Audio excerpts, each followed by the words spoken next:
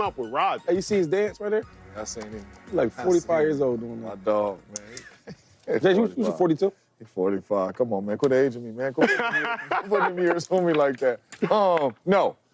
I do not want to see my dog go to the Giants. I don't. And I don't know what my dog's plans are of, how many more years he want to play or, what his goal is or what he's trying to accomplish going into the season. I don't know. But the New York Football Giants, in my humble opinion, is not a contender.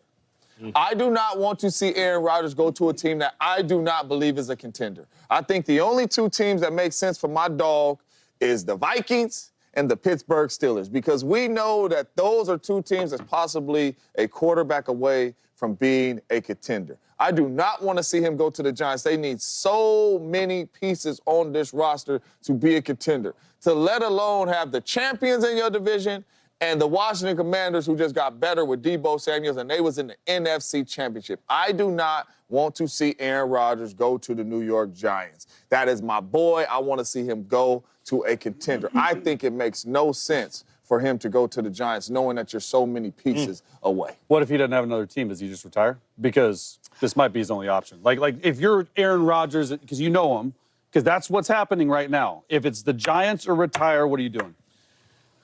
That's why I started my takeoff with saying I don't know what he's chasing. But if he's chasing a playoff and a Super Bowl ring, I'm retiring because I know that I'm not getting that with the Giants. Now, if I just love and playing football right now and I want to continue to play the game, hey, if this is my team and they want me and they the only team that want me, then that's where I'm going to play football. Yeah. The Giants better make it make sense. Yeah. Because, quite honestly, Joe Shane, the GM, and Brian Daboll, which we all up here think you're a great play caller, a great coach, they're going to be fired if it doesn't work out.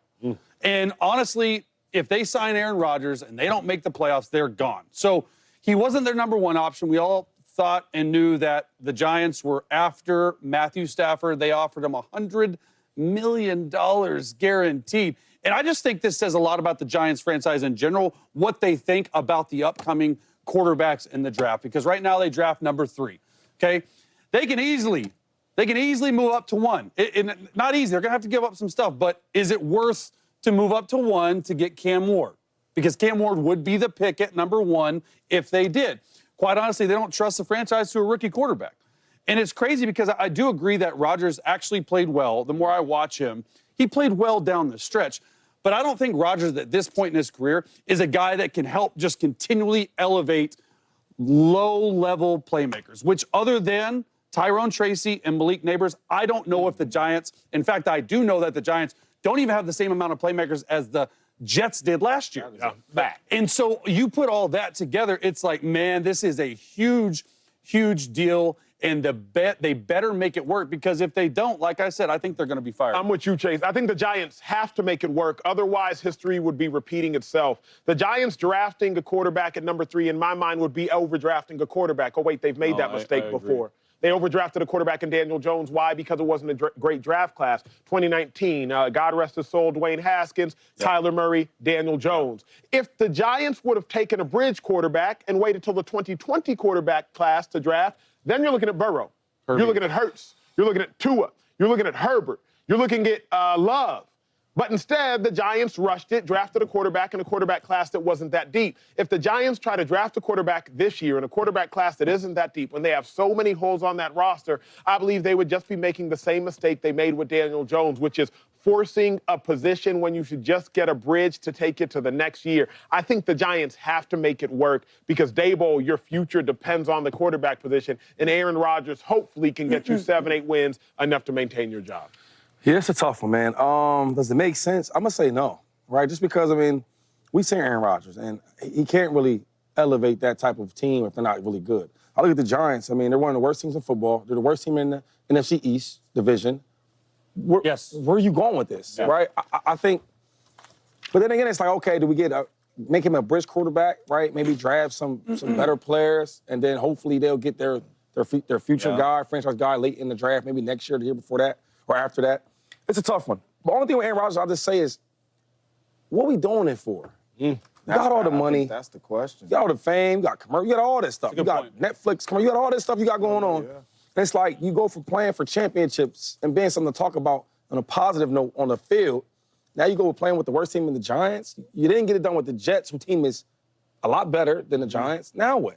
That's a good point. What we doing? Yeah, that's a really good point. Man, what is he chasing? Hey, well, when we return, Deebo Samuel and Jaden Daniels, they are chasing a ring together now in Washington. Do we expect Deebo to be a different playmaker? Oh, No, my number two offensive weapon, right? Wide receiver, whatever it is. What would he be? Top 1 or 2. Like, no, James, that's not true. It's just not true.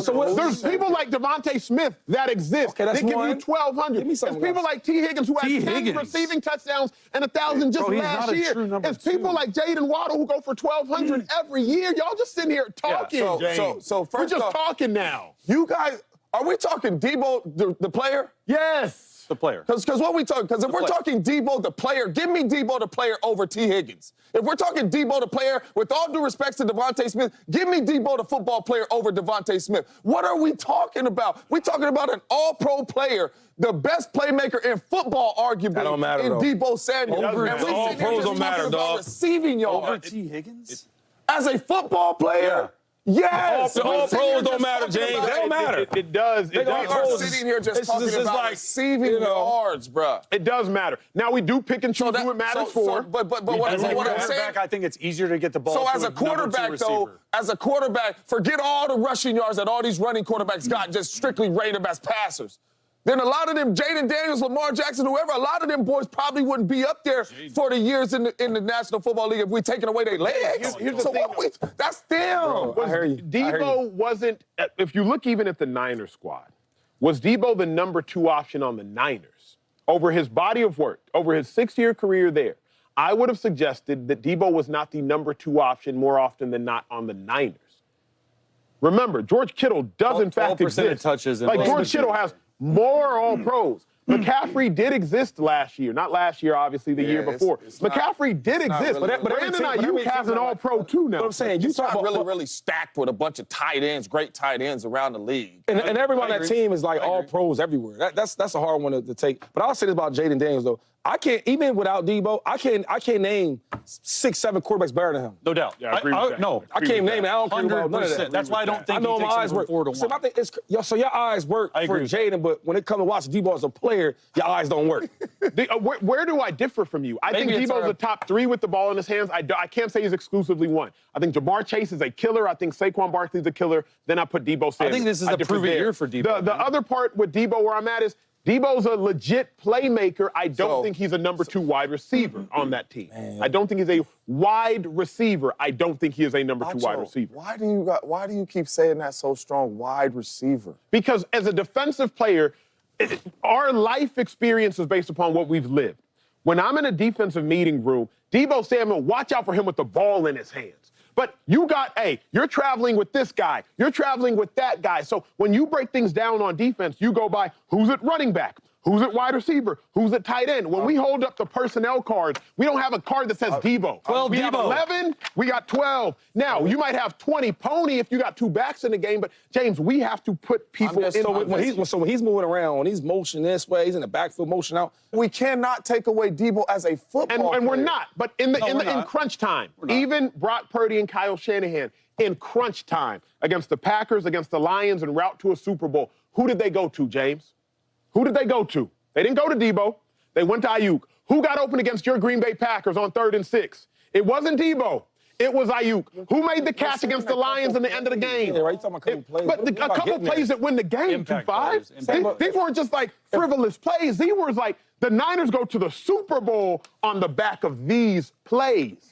Like So Debo didn't have no help of helping the I didn't Niners. say that. So I didn't that's say that all at I'm all. saying. He made some plays to help them get there too. So did Ayuk. So did Kittle. So did Purdy. So did Warner. All them boys made plays. Can I ask y'all a question? Who do you think has more plays on Kyle Shanahan's